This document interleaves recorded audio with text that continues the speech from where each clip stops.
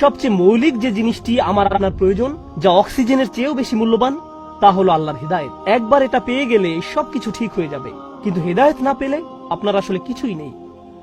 এই আয়াত আশাবাদী করে তোলে যে আল্লাহ আমাকে পথ দেখাবেন।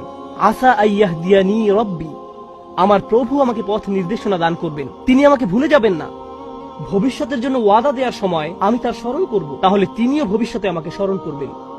ইনশাআল্লাহ বলার মাধ্যমে আমি তাকে স্মরণ করলাম, যখন ভবিষ্যতের কথা আসে তিনিও আমাকে স্মরণ করবেন। ফাযকুরুনি আযকুরকুম, সুতরাং তোমরা আমাকে স্মরণ করো, আমিও তোমাদের স্মরণ করব।